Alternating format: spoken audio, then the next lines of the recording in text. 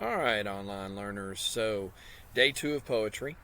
Once again, going to remind you, poetry is something that is more than just lovey-dovey kind of stuff. And I know a lot of you guys out there, you think that's you're just not into poetry.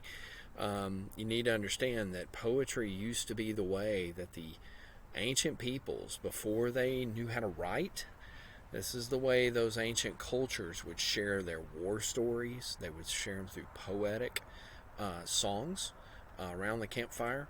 They would share their hunting stories this way.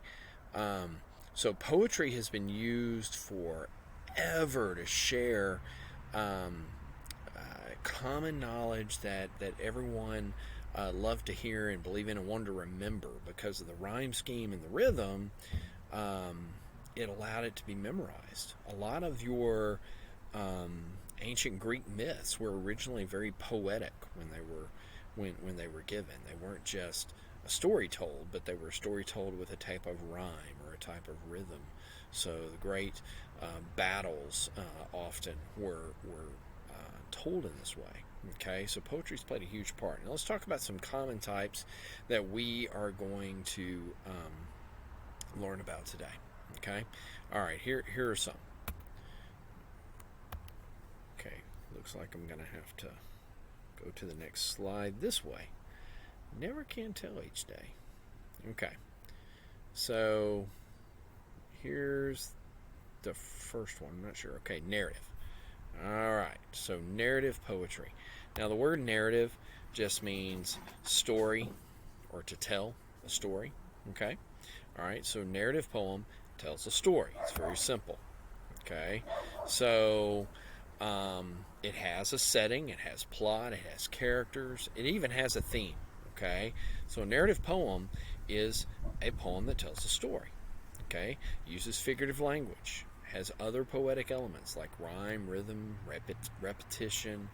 Um, it's so. The best way to tell you is that it is a poem, but the poem has characters, has a conflict, and all those elements that have a story. Okay, here's some examples that you can look at here. An example that some of you are probably hearing about in your history classes is Paul Revere's Ride. It is an extremely famous narrative poem that was written by Henry Wadsworth Longfellow, and he told the story of Paul Revere as Paul Revere went through and was talking about the British are coming. All right, that poem made Paul Revere famous. He wasn't necessarily that famous until that poem was written. And once that poem was written, then everybody knew who Paul Revere was. And as you have probably learned in history, there were other writers that no one even knows the name of to this day. But everybody remembers Paul Revere because of the narrative poem. Okay? All right. So let's move to the next slide. Okay? All right. Free verse poetry. Okay, now free verse is a more modern type of poetry. A good way to understand a free verse poem is that it does not rhyme. It doesn't really have a pattern.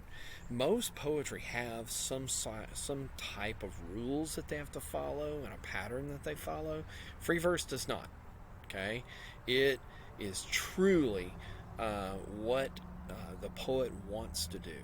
Okay, often reads like having a conversation. So this was one of my favorites. It reminds me of a cat. I'm a dog person, but we used to have a cat. This cat's name was Yoda. And when we got this cat, okay, he, as a kitten, he would sneak in my room at night. He did this from the very first night we had him home. He would sneak in my room at night, and I would just be falling asleep, and I would not know at this point that he was in there, and he would get in there and he would get down real low and have his rear end up in the air and his tail was ready to go, and he creep as close as he could to my bed, and he waited for that moment where he thought I was just about asleep, and then boom, he'd jump on me, land on my chest, wake me up, and I'd, smack him off, and he'd do what a cat normally does. Of course, my heart would be racing. He would do it one time every night. Okay, so I got to where, I was waiting on him, and then finally scared him before he did, and he took off and didn't really do it anymore after that. Now, this is a free verse poem by Carl Sandburg. It's a perfect example of fog, and it takes the metaphor of a cat, okay, to help you understand how quickly and quietly fog comes in. All right, when it comes into a town. Next time you see fog, think about a cat sneaking into a room. Think about Yoda sneaking in and jumping on me. Okay, so it says the fog comes on little cat feet. It's quiet, can't hear it. It sits looking over harbor and city. Okay, you can just see this cat kind of like perched and ready to go, on silent haunches, and then moves on. If you ever been around cats sometimes, they can be in a room and you think they're still there, and you turn and they're gone, because they're just so quiet. And it's like fog, okay? You don't have a warning of fog. It just all of a sudden kind of appears. It's there. You didn't hear it coming, okay? And all of a sudden it's on top of you, okay? So that's a free verse poem, all right? Okay, so let's move on to the next type of poetry, okay? So this one is called a lyric. This one is pretty common in the 8th grade. You need to make sure you know lyric. It's a shorter poem. It's usually written in first person. It has musical elements, okay? But lyrics, the biggest thing about a lyric is that it's expressing the feelings of the poet, the things that the poet believes in, okay? That is huge, okay? Major. All right, it expresses the feelings of the poet, okay, what the poet believes and feels about things. So, your faith is strong, but I can only fall short for so long. Down the road, later on, you will hate that I never gave more to you than half of my heart. John Mayer, okay. Now, a lot of lyric poems are made into songs. All right, here's another one, famous one, by Emily Dickinson. There is no frigate like a book to take us lands away, nor any coursers like a page of prancing poetry. This traverse may the poorest take without oppressive toll. How frugal is the chariot that bears the human soul. So what Emily Dickinson is saying here, she's expressing her feelings about books, and she says, look, there is no other great boat of travel than a book. It can take you lands away. It can take you a long ways away to different lands. Okay? And the thing is that you don't have to be rich to go traveling with a book. A book can take you places when you don't have the money to go there. Anybody can go. All they got to do is read about it. Okay? And that's what all this in here. This traverse, this travel, may the poorest take without oppressive toll. How frugal is the chariot, how cheap, inexpensive is the chariot, something to ride in, that bears the human soul. She's talking about the power of books. Okay, so there's got a rhyme scheme. It could be sung easily, but the biggest thing is the poet is expressing his or her personal feelings about something. Okay, that's huge. All right, let's look at the next one. 8. Slide 8 is epic. Oh, epic. So remember how we were talking about narrative poems just a little bit ago? Story poems? Well, an epic is a story poem on steroids. Okay? And what I mean by that is it is a massive story poem. It's a massive narrative poem. Like when I say massive, I mean a book length. Okay? The biggest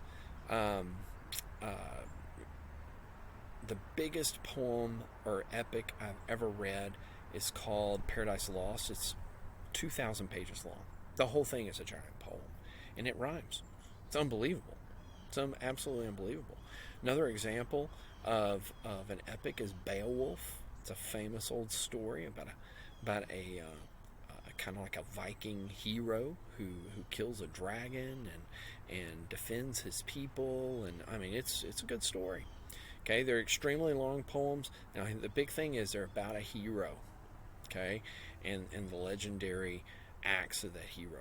If you've ever heard of Achilles, okay, the famous Greek warrior who was supposedly invincible because his mom took him by the heel and dipped him in the river Styx, and the only part of him that could be hurt was his heel, and that's where we get the term Achilles heel.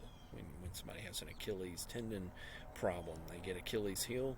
That's what we're getting that from. Well, Achilles shows up in the epic poem, the Iliad. Okay, all right. So here's a